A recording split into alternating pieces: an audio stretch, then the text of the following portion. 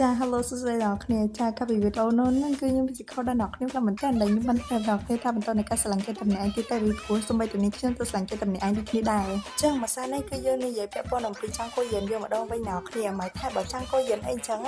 ណាគេដែល fan ចង់គួយយានបើយើងយូរហើយមិនទាន់ដឹងពីថៃបើចង់គួយយានទេមកនេះចាំខ្ញុំប្រាប់ពីថៃបើចង់គួយយានទី1អ្នកគ្នាត្រូវតែចេះបាន3ចំណុចហ្នឹងសិនមិនអាចញ៉ាយចង់គួយយានបានប៉ុណ្ណោះគ្នាចេះ3ចំណុចហ្នឹងទេអ្នកគ្នាអាចញ៉ាយចង់គួយយានយើងបានទេចំណុចទី1អ្នកគ្នាត្រូវតែចេះការឆ្នះ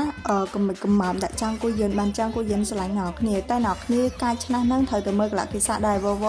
ការឆ្នះខុសកន្លែងអីទៅចង់គួយយានថាឲ្យថែមភាសាមិនចង់គួយយានបើយើងឲ្យដល់ណាគេទៅភ្នាក់ភ្នងឬក៏ទៅកំមិចកំម៉ាប់ដាក់ចង់គួយយានហ្នឹងហើយគឺចង់គួយយានបើយើងគឺឆ្លាញ់ដល់ងាប់ចោលហើយបើអ្នកគ្នាកាត់ឆ្នះទៀតតែកាន់តែល្អដោយសារចង់គួយយានបើយើងហ្នឹងគឺលពឹសណាអ្នកគ្នាលពឹសជាងចង្រិតទៅទៀតហើយចង្រិតវិញគឺគេចាប់ចង្រិតដាក់ញាត់ចូលពេកហើយតែពេលចង់គួយយានវិញចាចាប់ញាត់ដាក់ចូលចង្អេរហើយគឺរត់ចេញមកវិញបានចឹងអូនណាដែលចង់បានចង់គួយយានធ្វើជាប្តីត្រូវតែកត់មេរៀននឹងតកចំណុចទី2បងអ្នកគ្នា